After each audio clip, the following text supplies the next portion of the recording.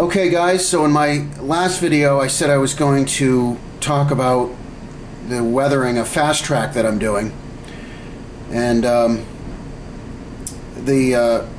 know on YouTube a couple of people have done videos on weathering Fastrack, and that's where I actually got my idea, and I'm pretty happy with the results. I know Fastrack's not the most realistic track out there, and so I wanted to add a little bit more realism to it. So I wanted to explain how I do it, and I know there's several ways that you can do it, and this is the way that I do it. So what I do is I take this acrylic paint, and it doesn't have to be this brand, it's just, I got this at the hobby store. It's just a black acrylic paint, and I pour a couple of drops of it inside this container, and then I put some water in it and get it to the consistency that I like. I turn it into actually a black wash. Then I take this pen, this brush, and I start at the sides, and I only wash the very top where the ties are, because on the sides down here I'm going to be putting in ballast that's going to come up to the edge of the ties, that's going to kind of come down and kind of make the track look a little bit more realistic. So I don't bother washing the sides here, but I do the tops where the ties are, and I start on this side over here, and I apply the wash on this side, then I go in between here, I go in between here, and then I go on this side. And then I let it dry for 24 hours. And then I come back and I use this product by Woodland Scenics called Tidy Track. It's called it's a track painter, and I use it's Rusty Rail, and I've ordered it online from a hobby store, and they're about $8 a pen. And what it is it's actually a pen filled with paint, and you have to shake it to get the paint mixed inside. And there's a tip here that you apply, and what I do is I just apply it on the sides of the rail.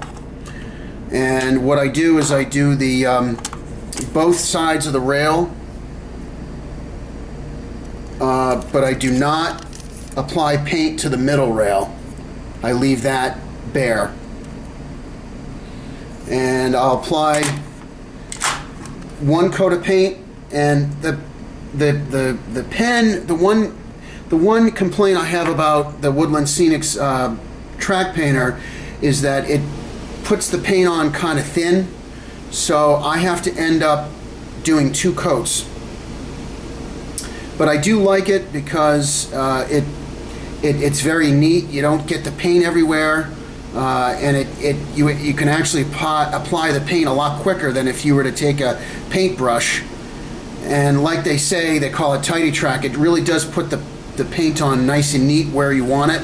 And if you were to use a paintbrush with paint, it would take longer and it would end up being messier. So yeah, that's my only complaint, is that I wish the paint would come on a little thicker through the tip. So after I put on 1 coat, I let it dry for another 24 hours, and then I go back with the pen and do another coat, and then that's it. That's about it. So it takes me a couple days to do. I do a couple tracks a day because I've got a lot of track that I need to weather. My layout's going to be quite big, much bigger than I had before, which was just a double oval. So I've got a lot of track I need to paint. I'm making good progress, but I've got a ways to go. So I'm really happy with the results. I'm actually, when I started doing it, it added my favorite thing with the painting the rails is that it gives the rails a three-dimensional look to the rails, because you've got the shiny side on top, and then you've got the brown on the sides, and to me, I think the rail looks more three-dimensional. If you look at an unpainted, this is Fastrack track, you can see the comparison between the two. This is untreated here, and this has been weathered. And if you look at the track itself, it's kind of, the shape of the rail is not really that realistic. It's not the same as a real, the shape of a real, what a shape of a real rail is. So when you add paint to this, it gives it, I think, a more three-dimensional look. So I'm pretty happy with it. And I guess that's about it from here. Any questions, you can leave comments below. And take care.